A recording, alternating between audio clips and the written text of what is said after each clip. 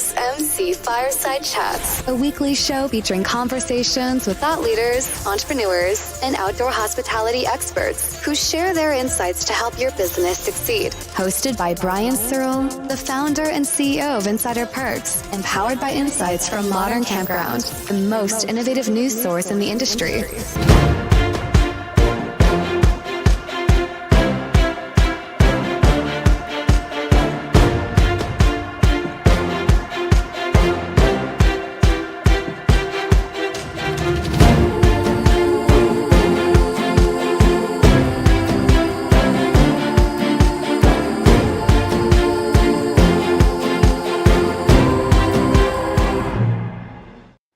Welcome, everybody, to another episode of MC Fireside Chats. My name is Brian Searl with Insider Perks. Super excited to be here with all of you. It's our second to last episode before the holiday season.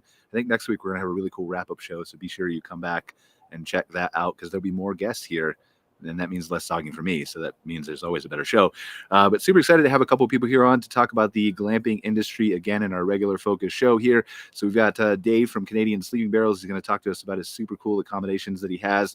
We have Tyson and Audrey Leavitt. Is it Leavitt or Leavitt or Leavitt? Yep. All right, good. I got it right the first time. Nailed it. Myself for no reason. So, so super excited to have these guys here. They are not too far from me in Lethbridge, Alberta, but have really super cool. Well, I'm not even going to spoil it. Super cool things to show you from the glamping side. And then, as always, we have Zach from Clockwork, our resident architect, genius, speaker, all that kind of stuff. And super excited to just talk to you about glamping here. So why don't we just go around and we'll just start with a little brief introductions. And Zach, of course, if you want to just start and tell us briefly about Clockwork for those who don't know. Sure. I'm Zach Stoltenberg. I'm the Outdoor Hospitality Director for Clockwork Architecture based in Kansas City. And we work with wonderful folks all across the country to help them design and brand and master plan and build their glamping resorts. Awesome. Thank you, Zach, for being here. Dave, you want to go next? Certainly. Dave Byers, we're on Vancouver Island, and several years ago, we were told there was a staff accommodation shortage in Ucluelet and Tofino. So we took our largest barrel sauna, put a king-size bed in it and a pull-out table, and turned it into a sleeping barrel and sold 60 of them. And we continue to open up different resorts. The Cumberland Lake Provincial Park just purchased 5. We're selling them all over, mostly Canada, starting to get into the United States a bit. And awesome. The entire barrel sells for $20,000. So renting it out, you can pretty much pay for it in one season. Very cool. We're going to dive more into those barrels. I didn't realize for whatever reason that you were on Vancouver Island too. So I was about to say before tardy Chris showed up to the show and we did late entrance that like it was going to be all Canadians and Zach, but now Chris is here. So, Tyson and Audrey. So Tyson and Audrey Leavitt from Lethbridge, Alberta. We build storybook homes. And we started by building playhouses and shipping them all over North America for clients and celebrities and influencers. And then we adapted our playhouses into accommodations where we launched Charmed Resorts. And now we are completing that resort and we're looking for opportunities to license out our product throughout North America and beyond. Awesome. Well, super excited to talk to you more about that. Audrey, do you want to introduce yourself too, Audrey? Because you're you're probably more important than Tyson, let's be honest, but probably. Sure. Yeah, I'm Audrey Leavitt. So I'm responsible for the social media and decorating all of our little fairy tale houses at the resort. Awesome. Well, welcome. I can't wait to share your website and all that kind of stuff. Chris, I feel like I shouldn't let you intro yourself since you were late, but go ahead, man. Yes, my name's Chris Jeub. I own Monument Glamping here in Monument, Colorado. I also develop YouTube videos for other glampers under Glamping Guy, and I help other glamping operators develop safe, legal, and profitable glamping operations on their private property. I have 2 properties, 12 units, lots of neat things going on here in Monument, and I just like to journal my story online for others. All right, I'm not a hard-hitting journalist. This is the toughest thing I'm going to ask the entire show for anybody, but why were you late, Chris? Explain it to me now. I was actually on the phone with my son. We are hiring a new outfit, a legal outfit, to push through a modification that we have, as well as a second special use that we're pushing through. Big news for Zach. I got to get a hold of you, Zach, because you've been a part of the politics here in El Paso County. Not so much politics; it's the permitting processes that are going on here. Yeah. And I've been up to my eyeballs in trying to make things work. So we've got some big dogs in the fight that will help not only me continue doing what I'm doing, but build on what I'm doing. I just want to bring up that before the show started, we were talking to Dave here from Canadian Sleeping Barrels, which we're going to explore more about if we could take one of his barrels over Niagara Falls.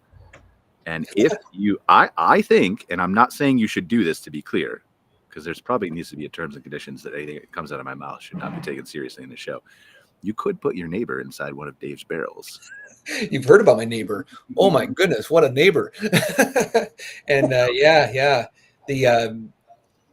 okay, for the viewers, this is what I've got going on. I have a next door neighbor who is adamantly against my glamping operation.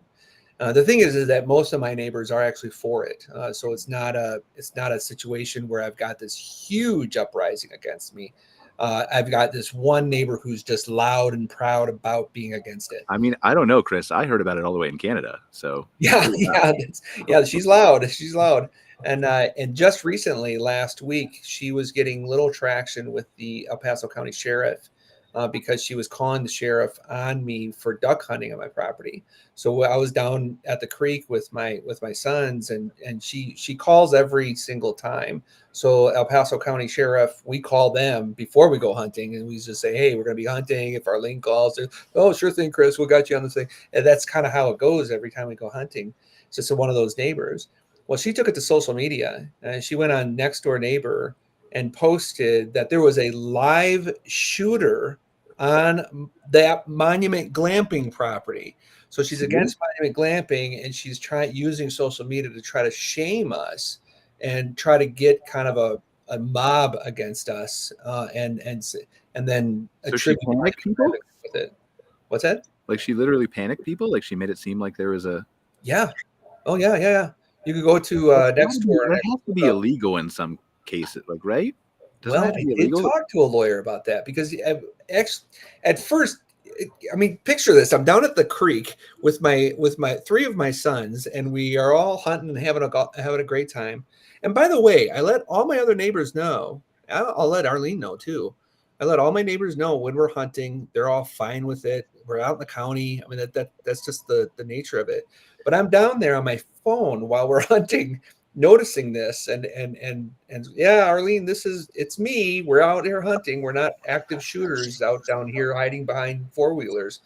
And but what happened is that really Next Door kind of pounced on her and made her look really silly. And some other hunters got on there and said, "Hey, it's perfectly legal. What are you talking about?" That kind of thing. So you could say the smear backfired on her, and she became the smeared based on her own folly. But when I got back up at the house, like after we were hunting and we're bringing our birds up from the creek, I got to thinking of it. It's like, good grief, she single-pointedly said, there is a shooter behind a four-wheeler hiding in the bushes with a gun. And that's what she said on her post. Guess what? That was my 12-year-old son. And I called the sheriff and I said, this is kind of serious. It's like crying fire in a theater, if I could use that analogy. And the sheriff said, well, I don't know. He kind of took the peacekeeping angle at it and said, well, you got a point, but it's we don't get into social media tiffs. So cool, but like if it had been in the middle of a crowded space, right? Like that could have. Anyway. Yeah. What if a neighbor took a vigilante kind of justice type of thing and shot one of us or something? Here's the thing. This is Christmas, though. We have to be happy. So you need to figure out a way to kill her with kindness. Get her a Christmas gift, Chris. Make it all go away. we're gonna load up the car and go and sing Christmas carols in front of her window. I don't know that would be the best, perhaps, thing that I would. Yeah. No, and That also might get you shot quicker.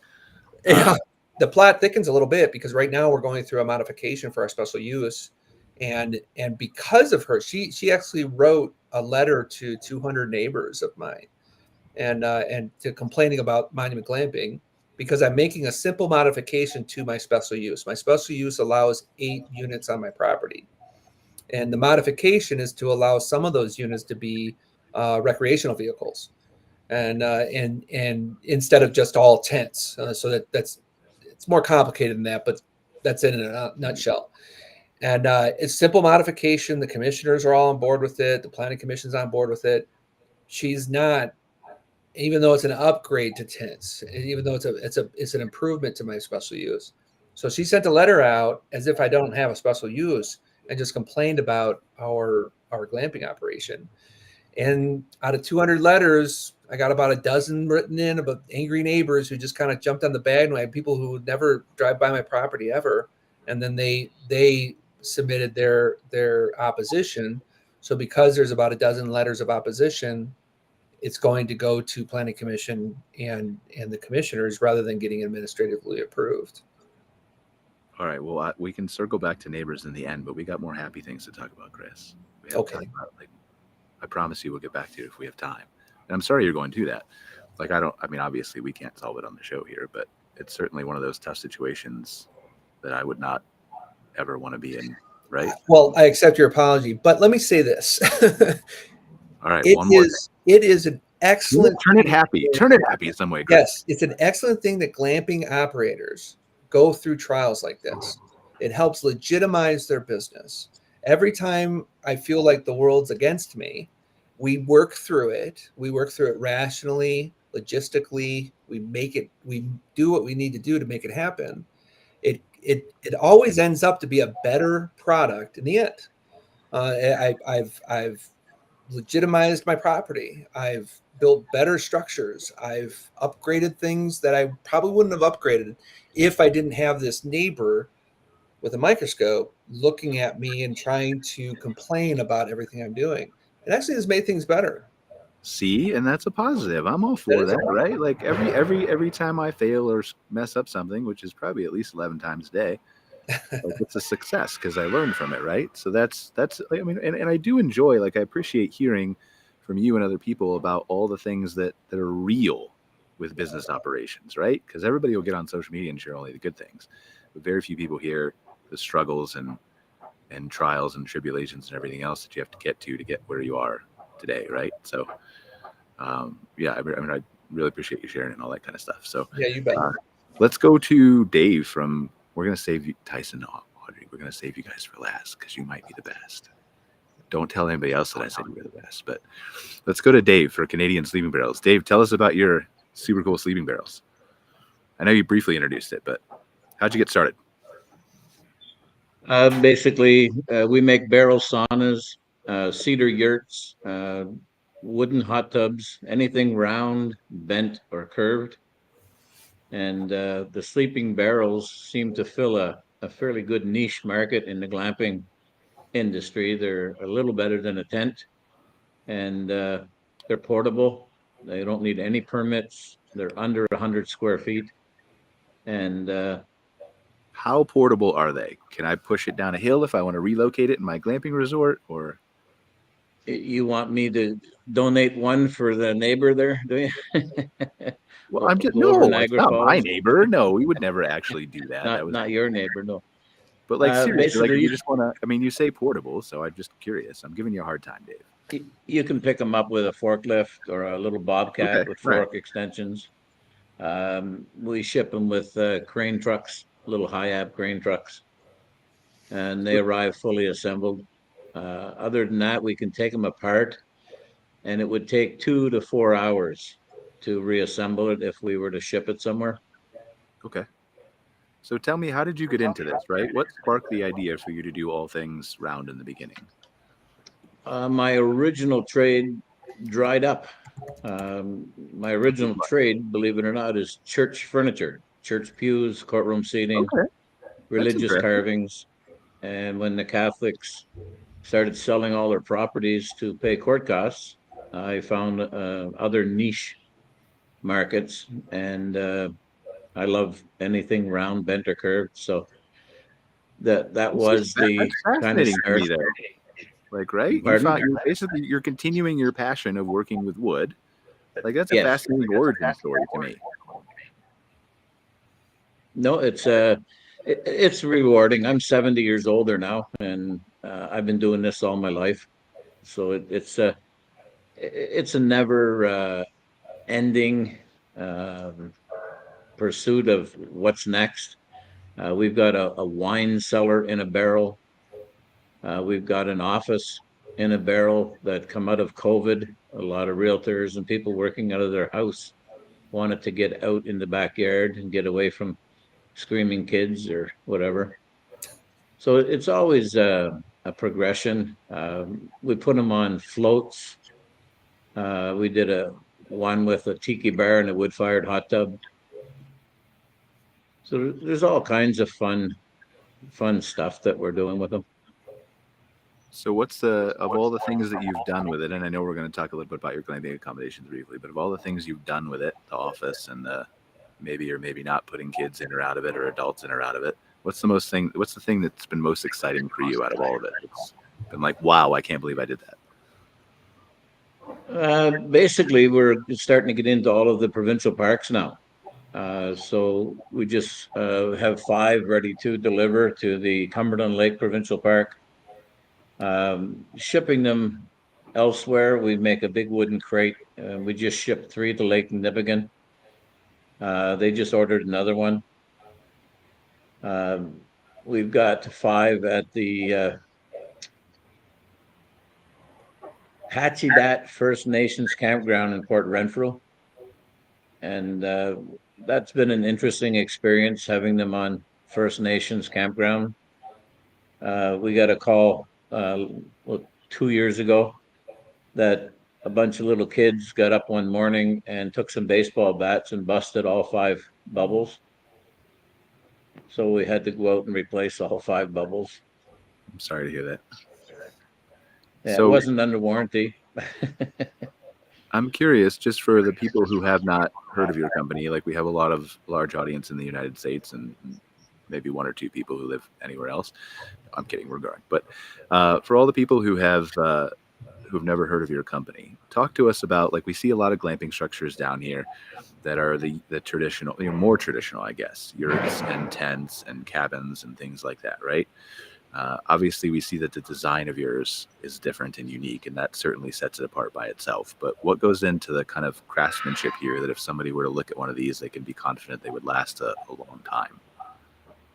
Well, we have Alaskan yellow cedar cradles, which is cypress. They're good for sitting in the mud for about 300 years. The entire barrel. You tested the 300 year? I just want to make sure we don't. I don't look that old, do I? No, you look really young, but you could have something that we don't know about. There could be a supplement you're taking. No, Alaskan yellow cedar has quite a long history of being able to be in the environment and not rot. Okay. Similar to like a teak, or? No, it's just got more tannins in it. Red cedar has natural tannins that prevent decay. Yellow cedar has more. And the entire barrel is made with Western red cedar, so it smells sweet all the time. We have been able to put a wood stove. In fact, you can see in the picture behind me, there's a little mini wood stove. So if you wanted to extend your season and rent it out in the winter months or the cooler months. We also have a fridge unit with a Keurig coffee maker, a little fan, a USB charging station. And we have air conditioners that can go underneath the king-size bed platform. So we just keep modifying it based on customer requests and needs. I have a question. Do you have any that have a restroom in them yet? Yeah, we have a portable sink and toilet.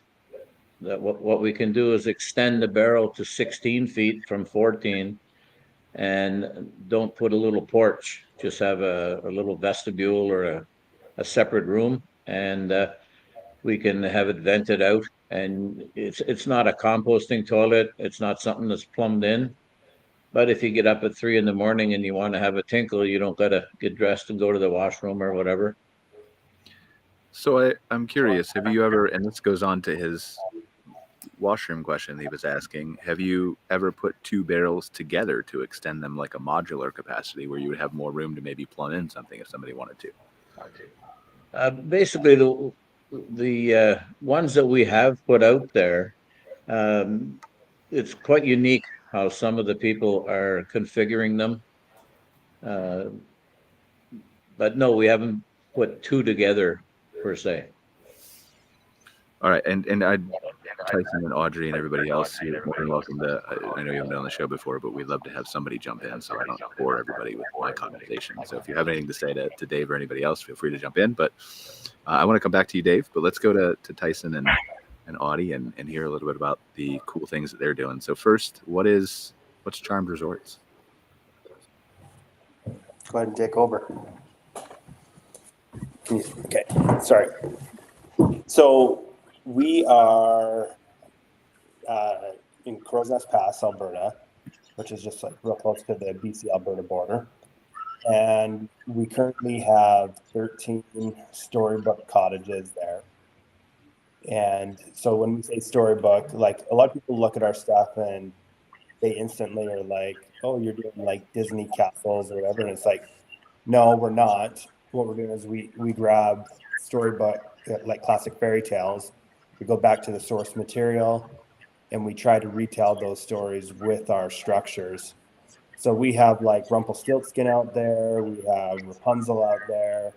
We have Jack and the Beanstalk, Hook, Peter Pan, Tinkerbell is being delivered next week. So we've just got a large variety of storybook homes. I got your website pulled up here because you really just have to see this stuff, right? So which one? Yeah, it's kind of hard. Tell me where you want to click. So, I mean, go click on, like, we're going to have to move our camera here, but we're going to plug in our laptop. So go look at, like, Beast Castle. Beast is, like, my new favorite. Is it? Okay, it's on Explore More. Yeah, click on that. Sorry, the sun is literally in my eyes. I'm not squinting at your website. Wendy's, Expired Chip, Hatter's House, Beast Castle. All right. So this is what I think we're... I think your screen might be frozen because it's not showing it on ours. Hold on. It opened in a new window, so it's okay. So Beast Castle, we just delivered that one. Is that a month ago now? Yeah, it'd be 5 weeks ago. Mm-hmm. 5 weeks ago, we delivered this one. So this is part of our Beauty and the Beast collection. So we have Belle's Cottage on there already. He sits right beside it. We tried to go back to like the classic fairy tales that people really resonate with and really enjoy.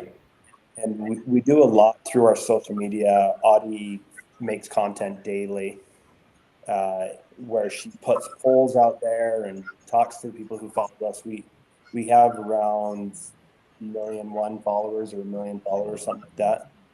And so she tries to get the feedback constantly from them.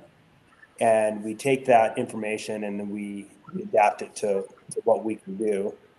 And we try to mobilize actually quite quickly. So we'll go from building a cottage, we'll design, completely build, install in the matter of 6-7 weeks through that whole process. So go ahead, please continue. Yeah, so we built quite a few different iterations of our cottages, and there's been a natural evolution of the things that people need and want at our resorts. And because we're able to be to adapt so quickly, we've been able to change as our cottages have progressed. So we originally started with just doing like a storybook cottage, which is our midsummer cottage. It had the bathroom separate. We were going to have shared bathroom accommodations, but then that changed to no, we need to have a bathroom attached. And we were already building our Rapunzel cottage at the time, so we cut a hole in the wall. We built a bathroom that attached to it, and then we found out, okay, people want tables inside. Well, that came later, but a sink. They wanted a Yeah, sink to be able in to the wash kitchen, dishes. yeah. So we extended our bathroom unit and did a kitchen, and then I guess you can talk about the rest that we've kind of adapted. Well, I want to definitely give her Audie a chance to talk about the inside, because that's what, right? The outside is great when you first see it, but the inside is what makes the whole stay. But tell me first how, like, back up for the people who don't know Charmed Resorts, who are not part of the 1 million+ followers on social media. How do you end up doing something like this? We started building playhouses like 8-ish years ago. And our company very quickly went from, like, our initial intention was like, you can see ours in the backyard. It's nothing crazy. That's the first playhouse we ever built. And our intention was never to build anything too crazy, just for the average family. But very quickly, the demand led us to building very luxurious playhouses for customers that can afford $100,000 playhouse or more. And so the resort became a way for us to offer what we do to regular families like our own.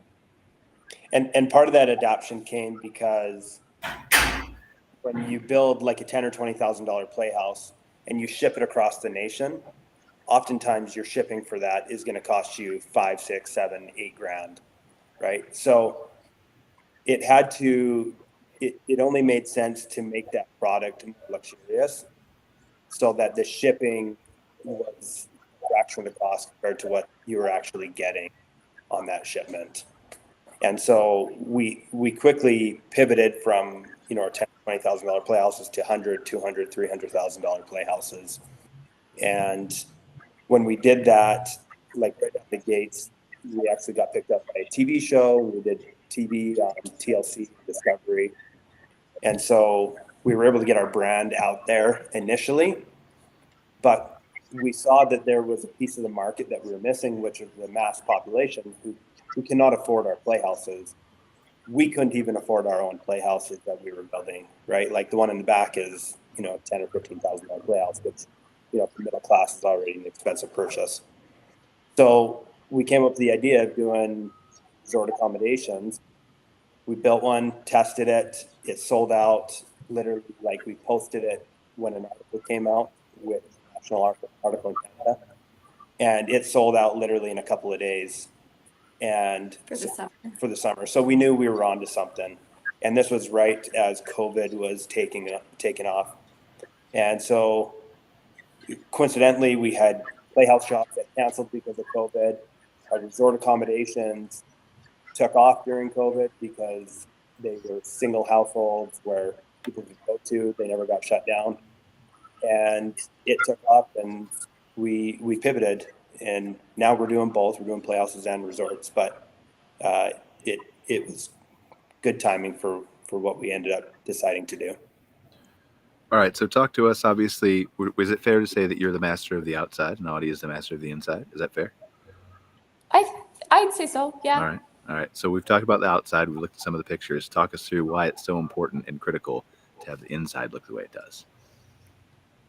Well, I think a huge part of our audience is women my age and, generally moms. And so we just wanted to create that whole storybook experience for the stay. So my dream as a kid was to walk into a real storybook. So we had to make sure that it feels that way inside and out. And it's a lot of work. Like, they are fully themed all the way through. We think of, like, me and my kids, we read the story that we're building about, and we look through all the little details, and we find every little decoration that can kind of go with the story.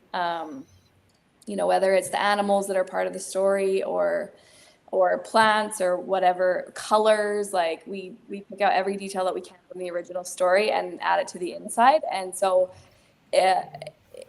like a lot of people will miss a lot of the clues if you've only ever watched like a movie about that story. You might miss a lot of the clues, but if you're a sleuth and you've read the original stories, you'll be able to go in and kind of like find all these Easter eggs from the story, and it makes for a really fun experience.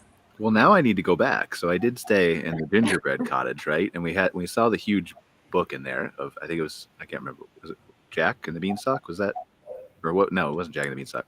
I don't know what the book was. It was the collection of all the Grimm's fairy tales was the book. There was a bunch of books in there, but that was the one we were picking out.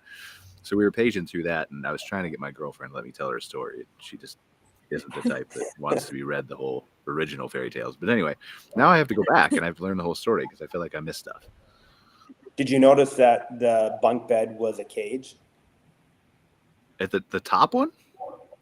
Yeah, that was all a cage. It was like beautiful spindle work. Maybe not. You can I see knew, it. I saw it was enclosed, but I don't know if that I recognized it was a cage. Now I feel terrible. You can see it on our website.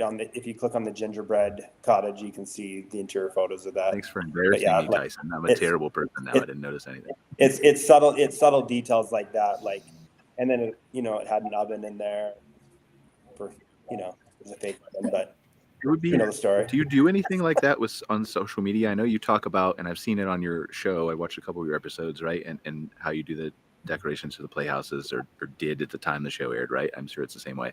But do you tell any of those stories on social media about the little hidden things, or? Yeah, for sure. I tell a lot of it, like, because we do full tours when we're done each project. We'll do a full tour and then we'll redo it later. So I try to give as much details as I can when we're doing full tours. But then there's always something, or not always, but often something that we'll save for the guests. Like, I don't want to share on social media because I want it to be like something you discover. And I want to give an example, but like then you're going to tell them, yeah. So don't. That's okay. Yeah. So yeah, go ahead. We did have, like, in Hook's pirate ship. I'll give a partial clue. So like in Hook's pirate ship, there's a map with a clue on it and something to find that's hidden throughout the rest of the ship. I don't know if I've ever said that or not online yet, but don't worry, nobody watches our show anyway. It's fine. Perfect. I think it speaks really well, though. We talk about this a lot, I think, on the show, the difference between accommodations and experience. And I think all those things that you guys are describing are the things that create the experience for the families and the guests that stay with you. And ultimately, that's really that's the business you're in, right? It's creating that immersive experience. True. And we honestly feel like we're so far away from where we want our experience to be for people. But so we'll often hear people say, like, oh my gosh, you thought of every detail. And me and Tyson are like, no, we literally walked around after and picked out every single thing we wish we would have done in the cottages, but also like at the resort as a whole. We have so much left to do. Well, we're always our toughest critics, right? Yeah. Yeah. I mean, like, I just envision our resort like 10 years from now looking completely different from how it is today. We want it to be the most luxurious experience that you have, but like, you literally feel like you've transformed into a different reality when you come through our gates.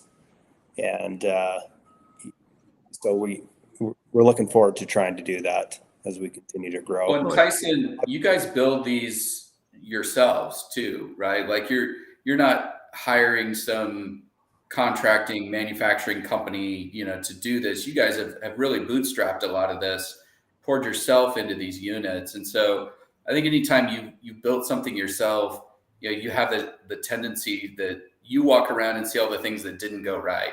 You see all the things that, oh, that's still broken. I've been meaning to get that fixed, for the last 3 days or whatever it is.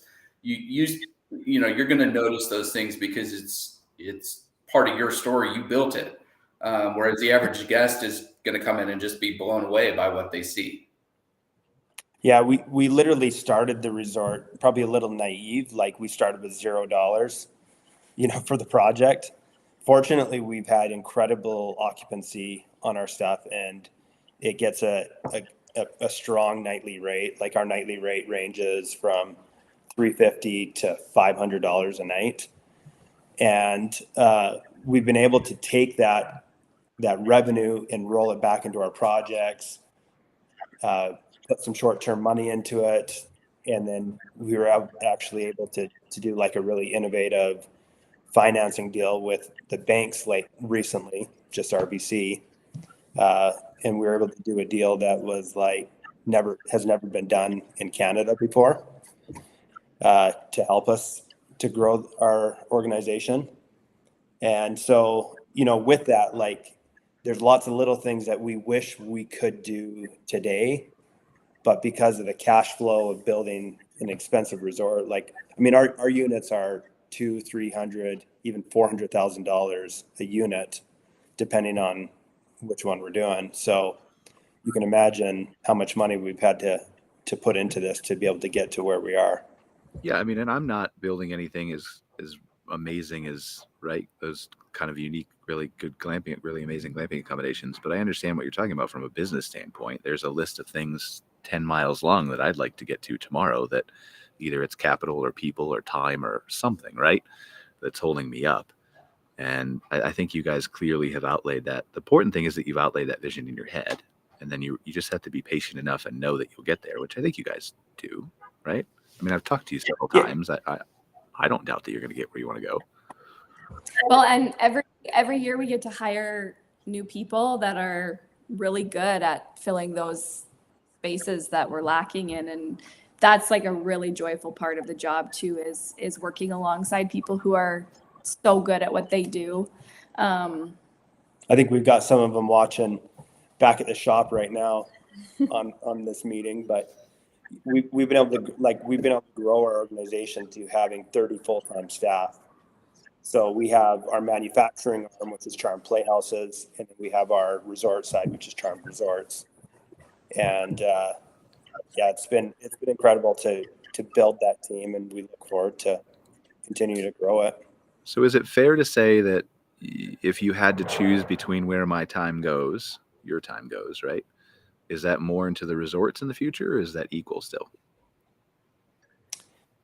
No, it's actually probably pretty equal.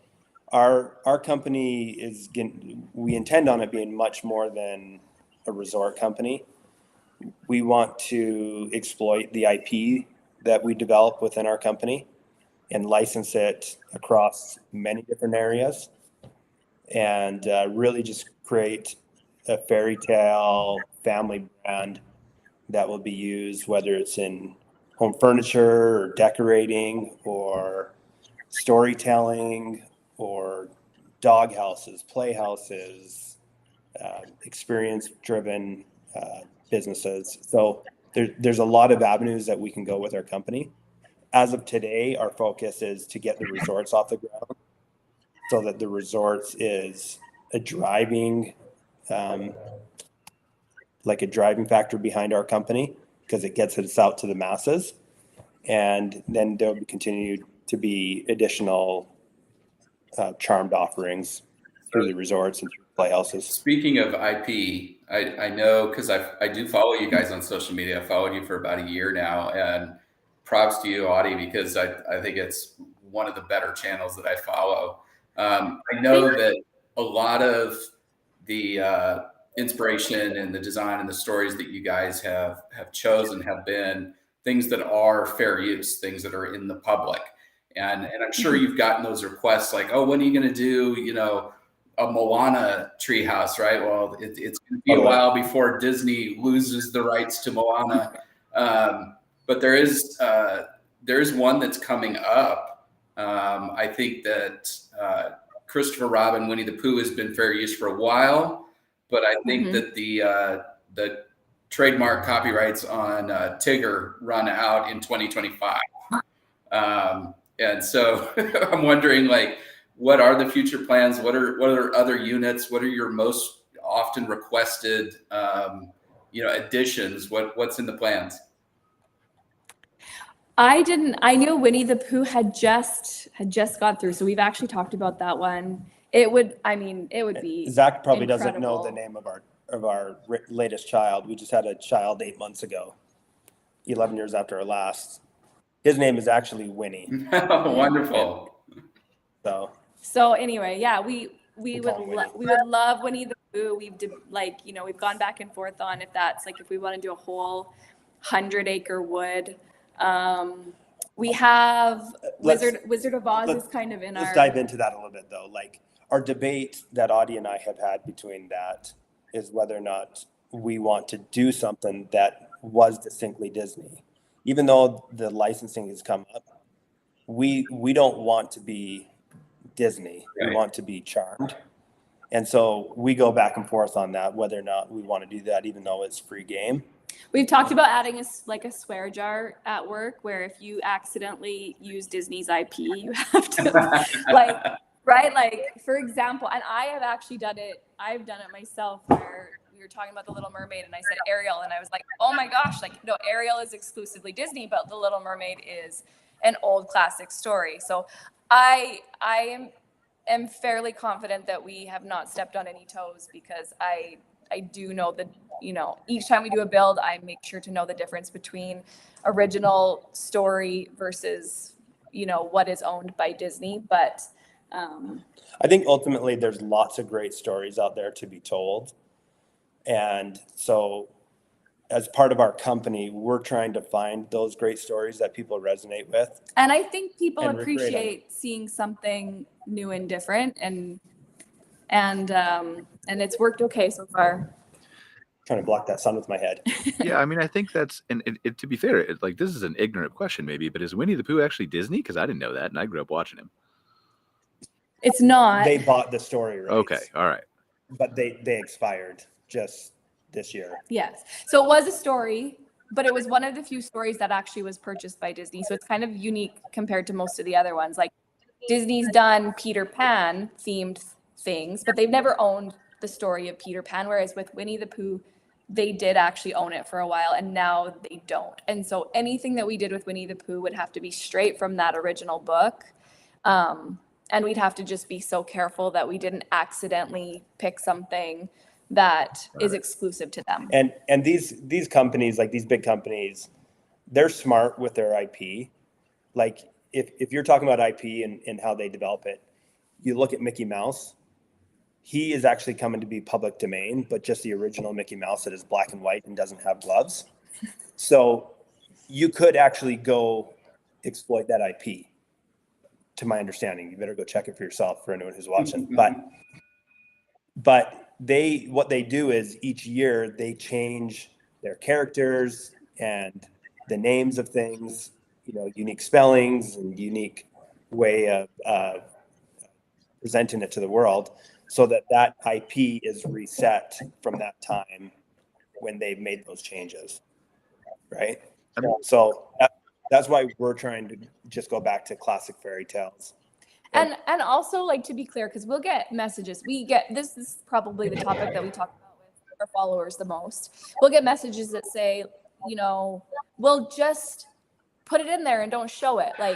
Just do a teapot instead of naming it Mrs. Pot. And people will know what it means, but you're not, actually. Because the teapot's not actually in the classic. Right, yeah. Well, the character. Yeah, Mrs. Yeah. Potts. And it's just not what we're interested in doing. We're not interested in, getting as close to the line as we can. We're interested in creating something new, something that's our own. Our own from old fairy tales, but we don't want to ride Disney's coattails. No, and it's not fun. It's fun to create your own thing. And if somebody wants Disney, they can go stay at Disney. They're Exactly. coming to you guys There. because it's a different experience. Yeah, they're obviously incredible at what they do. This is never to say oh, we don't want to be Disney because they're not incredible. They are incredible, but they're there. They exist. And so bringing something new and different to the people that kind of want a little bit more of a boutique feeling experience is what we're interested in doing. We'd prefer Disney to want to acquire us rather than litigate us someday. Do you have any writers or I know you have creatives for a build, right? But do you have any writers on your team? No one specifically, but we have a lot of people who are very good at it. I mean, because this is like, I think what you're talking about is very easy to deviate from Disney, and I think you already know this, right? I think the hook is to get them into the Charmed, maybe with Disney, because the brand is already there, not with Disney, but you understand what I'm saying, Disney-like. Yeah. And then I think you have a very, like, it's just telling the story, just like Disney's created Mickey Mouse and had to brand Mickey Mouse and get it into the minds of all the consumers so they can understand and appreciate and crave and want a Mickey Mouse experience, right? At the resorts or everywhere else. I think that's very easy for you to create a story and brand it, especially if it's the second time they're experiencing Charmed. It comes down to the matter of like how much bandwidth we have within our company and capital to be able to exploit that. Right. That's where it comes back to, your question of whether or not Charm Resorts is our main focus. Yeah, it is today, but down the road, who knows? It could be film, it could be TV, it could be products. We have a whole beautiful merch line we've been developing right now as well. So there's lots of roads that we can go down when you're in the family space and the storybook, telling fairy tales and storybook content. There's endless possibilities. Dave, are there any classic fairy tales about a barrel? Are you muted? I had you on mute. Sorry. Okay. No, just songs. Roll Up the Barrel. Sea shanties. No fairy tales. Well, I mean, again, I think that's the opportunity, right? Is to create your own fairy tales, and I think in whatever direction you take this, obviously that's more merchandise, and that's more like that's even that you don't have to toe the line and walk. But so I want to give Audie a chance because she sent in an email and made a suggestion about. I think you mentioned management, right? Where were you going with that, Audie? That you wanted to talk about? Oh, I was just curious about anybody else here if they've used any like great tools. We don't live where our resort is.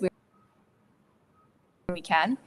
And then more on install weeks, but we have a great manager out there. And I was just curious if anybody had any other tools that they use to site management tools. Thank you.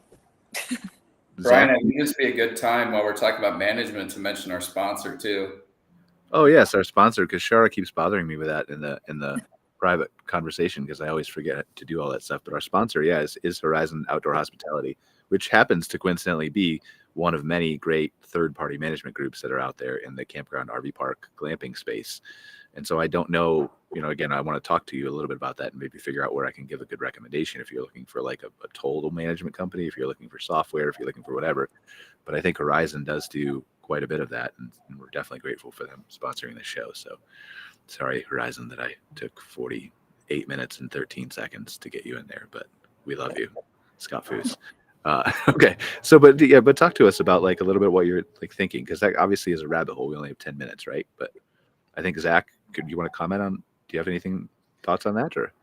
Yeah, I'd say I think it really goes back to what Tyson and Audie mentioned at the very beginning, which is what is the guest experience that you want to deliver?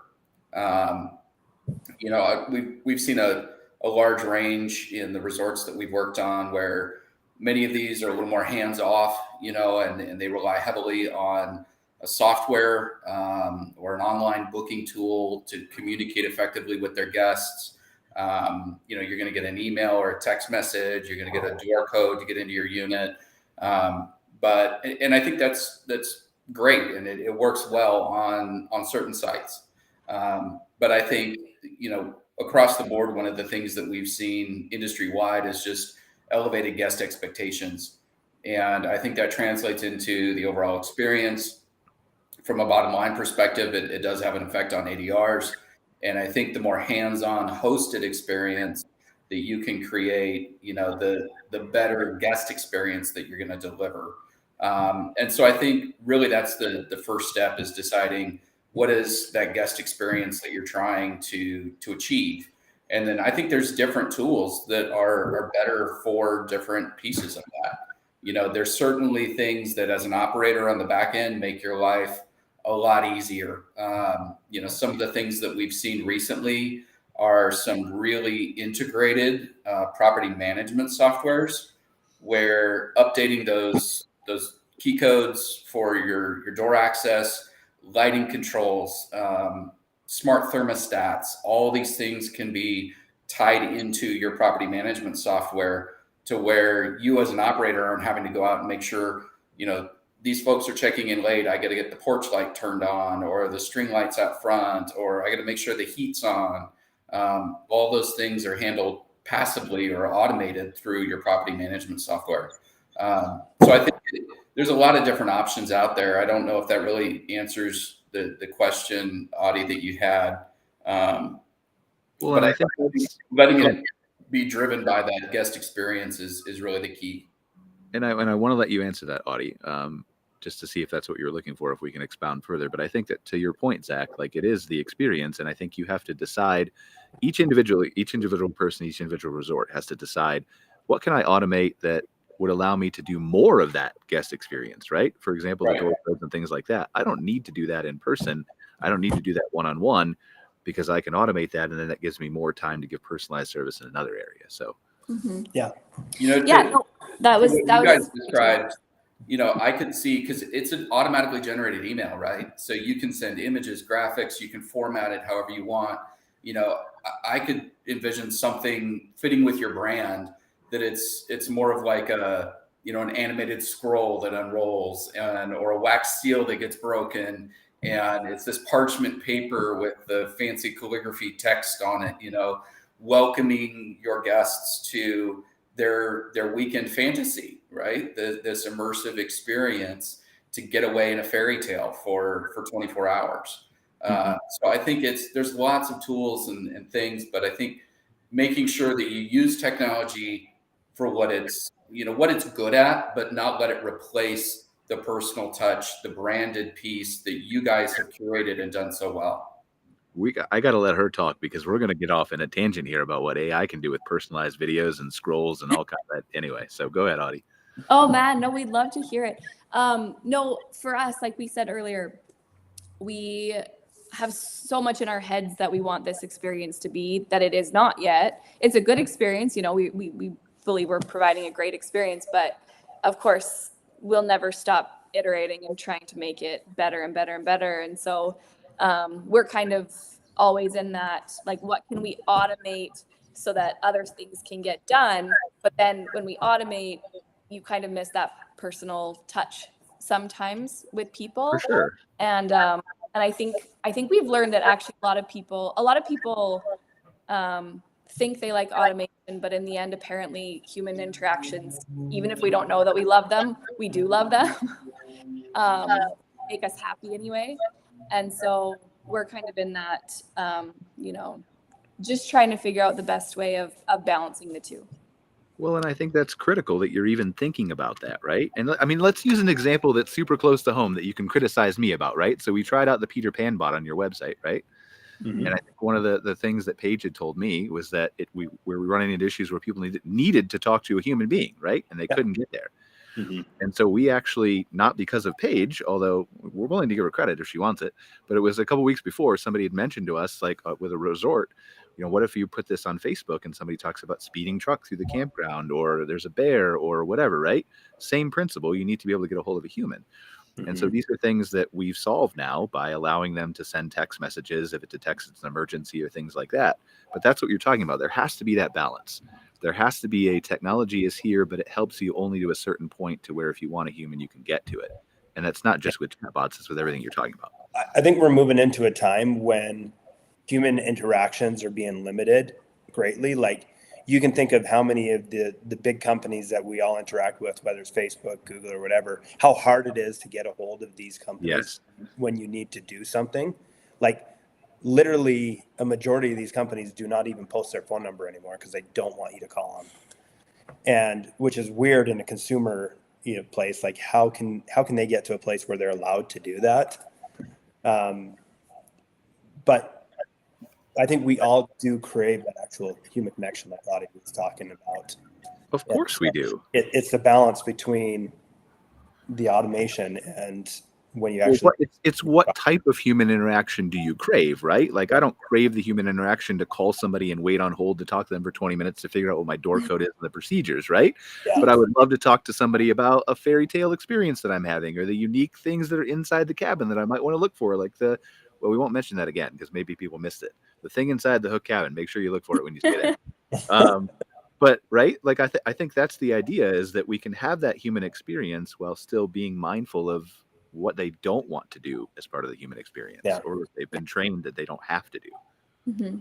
Well, if automation takes over some of the more utilitarian pieces, like making sure the heat's on, then that frees up your time as an operator. That's awesome. Yeah. To focus on, the fun stuff and that direct guest connection piece and talking to people, and you're not, the day-to-day regular tasks, if we can take that off of an operator's plate, or they just know that it's handled, it's taken care of, then that frees you up to do those other things that are more important. Zach, you actually brought up a point earlier that hit home for me, where you talked about like the lights being automated to turn on. I've never thought of automating that. Like, it's always been on our checklist for like our cleaners and stuff, make sure the light is flipped on, blah, blah, blah. Because every one of our cottages is lit up in what's called gemstone lighting. It's like the holiday lighting that people are putting on their houses. My brother out of Calgary actually invented that lighting, and so we use it on all of our stuff. But it would be super nice if it was like 6 o'clock, turns on the lights, the gemstone lights are all on, the resort is all lit up, and it turns, we can turn it off remotely at whatever time if we want. Yeah. But see, all that is, and I know Zach will tell you about a property management system probably that has done it at one of his resorts, but all that, whether you use that property management system or not, can be automated today. It's literally just a question of the time that you have to spend to, like, if that integrates with your PMS system and they know the guest, you ask the guest what time is your anticipated arrival, right? And then back that up 2 hours in advance of that, because people are usually late, and then have the lights come on at that time. It saves you electricity, it saves you time, the guest is ready. Like, all that stuff can be done today. Totally. Yeah, I mean, you can send a text message to your guests. Are you still anticipated arrival at 4 p.m.? They say yes. At 2 p.m., the heat kicks on. The door code gets programmed. You can input sensors, so occupancy sensors, daylight sensors, door sensors, to where those lights will turn on at dusk. Zach, I need this in my life. We need to talk. I can help you. Yeah, I think there's a number of things I need to talk to you about. The other thing I think that I'm excited about is the cost for some of this stuff has gotten very, very reasonable. It's not putting $2,000 and $3,000 into one of your glamping units in order to take advantage of some of these things. You're talking about probably $500 or $600 in hardware, and then maybe $8 to $10 a month in licensing for some of the software services to make it all operate and run. Interesting. And that's the thing I want to talk to you about too, Zach. Book a meeting with me, please, because I want to see what you're talking about, because we can do it all piecemeal on the back end, like customized for each business. But if there's software that's better, I want to hear all that stuff. So I want to hear what you're using too. But by the way, one thing that I failed to mention earlier, but I just want to clarify, our cottages are all built on site in Lethbridge at our facility, and they're modular, so we ship them all over the place. That's part of our business model. So we're not actually building on site for our remote resorts, whatever. And we got kind of a little bit into automation, but I did, can we go over a couple minutes, Tyson, in audio, even if Zach, you have to leave or something like that? Yeah, I'm good. So I'm just curious. I do have another call I got to get to here shortly. I probably do too, but I'm not looking at my calendar now. So whoever is waiting on me, sorry. But I wanted to talk to you about this, the future path of where charm, and I know many different directions, but let's just narrowly focus on charm resorts right now, right? Is it, like, where do you want to take it? But before I speculate, because I've talked to you about a couple things that you want to do, in your own words, where would you like to go? It depends which one of you ask. I asked Tyson. I've never talked to you, Audie. I don't think so. His answer's better, though. His answer's the funner one. I'll be happy if I can be creative for the rest of my life. Wherever that goes, I'll be happy. But Tyson has a different vision for the company. I would like Charm Resorts to dot North America like you would see KOAs, but, you know, are very distinct experience. So yeah, I've got big plans for it being all over the place. We think it could compete with the Disneyland experience someday. I think it could too. So the question is do you franchise that? Do you, like, what's going through your head with how you, do you own, do you buy land, do you develop, do you? So our strategy right now is, I don't know if to tell this out here, but our strategy right now is to license out our resorts to vendors across North America, where we book up our build schedule so that we can scale our building manufacturing facility here in Lethbridge and make it our headquarters. That is a whole different experience. But once we get enough cash flow from the licensing deals that we have, that will then go do charmed resorts that are owned and operated by our company solely, right? So how do you make sure the quality is charmed quality if you license? We have very strict contracts that were franchise agreements. They're not franchise agreements; they're licensing agreements. Yeah. But similar to a franchise agreement, that we're spelling out what things we're going to be controlling, what it looks like, how it's interacted, and the penalties associated if people decide to go off on their own and try to change what that experience looks like without our permissions. So where do you feel like you fit best? Like if you look at are you looking at just licensing to solely glamping resorts? Are you looking to license at people who have RV resorts and want to add glamping? How do you feel you best fit into what exists already? So we will not go mix it with other accommodation type of stuff. It's going to have its own entranceway into charmed resorts. It can be on a neighboring property that is all owned by the same people, but it's going to operate as an independent business. And no, it's not with RVs, it's not with tenting or any of that kind of stuff right now.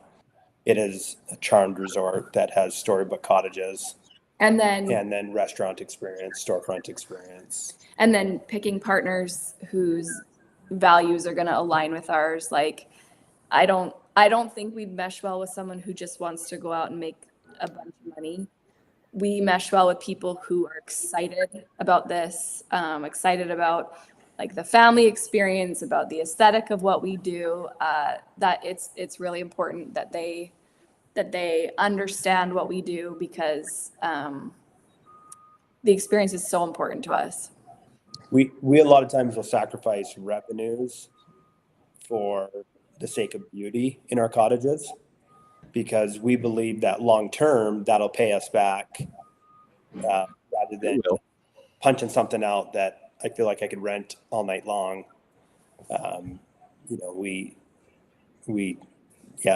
Remember you said that. Yeah, well, I know it's a constant battle. It really is. It's a constant battle within our company, because our stuff is not cheap to build. They're unique, each one of them. I'm curious, Zach, what you think on the balance between experience and profit, because you work with so many of these different designs. Well, I tell everybody, not every decision should be made or driven by the bottom line. But it doesn't matter how pretty and cool and fanciful we can design something if we can't afford to build it, and we can't afford to pay that loan payment at the end of the month, or we're uncomfortable doing that. Mm-hmm. So I think it's about kind of the biggest bang for your buck, right? Every project we do, we start with a master plan that's maybe a 10 or 15 or 20 year vision. And then we're going to pare that back down into bite-sized pieces of what can we accomplish now in the short term? Where do we want to be over the next 3 years or 5 years? And then, what are some of those big ideas that we'd love to eventually get to, but it's not in the cards right now.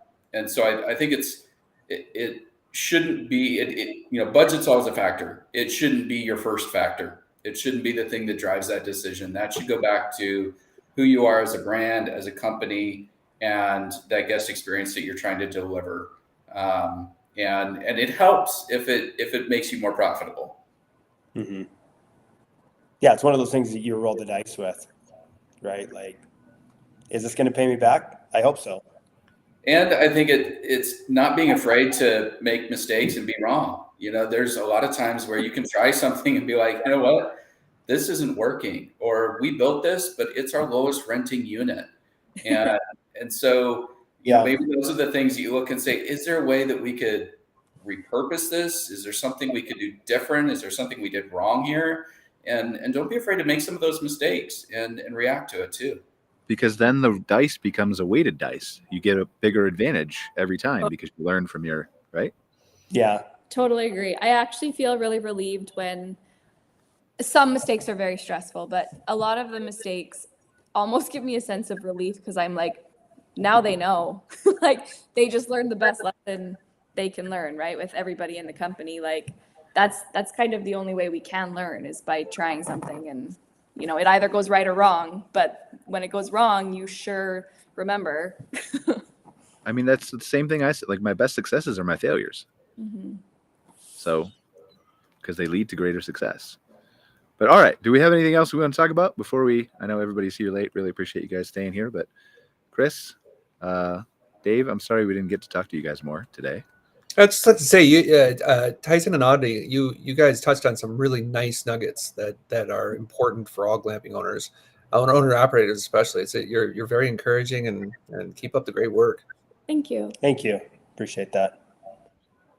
Dave, any last words about your amazing sleeping barrels? No, I'm totally impressed with Tyson and Audie's work. Never seen it before. It's great. Thank you. Well, Thanks, Dave. And if you've got any saunas, send them our way. We'd love to see what you have. You know what? If you're looking for constructive criticism, that was the only thing that we didn't like when we stayed there, was that, and it wasn't your fault. We wanted to go back and enjoy the hot tub, but we never got to because the neighbor put their picnic table behind their house, like whatever one was next to us, right? They had like outdoor neighbors, people there, and we were like, well, we don't want to get in our bathing suit and sit outside and have 15 people crunching down on watermelons and barbecuing next to us. That will change as well as we get our landscaping all done. Right now, we've got minimal landscaping, basically nature, because we got to move in our cottages. Like, we lift in our cottages in a matter of a day. An afternoon, we lift it in, and then we spend a couple of days just to fix it up and get it ready to operate. The landscaping's all coming probably this summer. And we figured that, right? So, like, again, I mean, just constructive criticism. I think you've already thought about it, but yeah, I didn't know what to do. And then I'll come back. Let me know when it's done. So, okay. Well, Zach, any final thoughts? I don't want to skip you for your final thoughts. No, I really enjoy getting to meet new people every month when we do these things. And like I said, I've been following you guys for at least a year. Was really a joy to kind of get to know you and talk to you a little bit, and discovering new products. I think this is my first time seeing the sleeping barrels. I've seen the cedar-sided hot tubs and the saunas. I've seen those numerous times before, and I think there's a lot of different companies doing them, but these are really cool, and I need to go check it out and learn more about it. Awesome. Well, thank you guys. I really appreciate you. Dave from Canadian Sleeping Barrels on Vancouver Island. I'm going to have to come check you out sometime. You're not too far from me. Chris, as always, thanks for being a recurring guest. Well, sorry we didn't get back to your neighbors, but I really hope you resolve that in your favor. Maybe make her own special charmed resort or something. We should have her on the show. That'd be great. That feels very like a little debate round. We could put her on the show and pretend she's live. Yeah, that would work. All right. Zach, as always, thank you from Clockwork. And obviously, Tyson and Audie, really appreciate you sharing your story with us and all those kinds of things. And to everybody who's the brains behind the operation, walking back in the warehouse, who are doing all the hard work. While you guys are on the show, right? Yeah.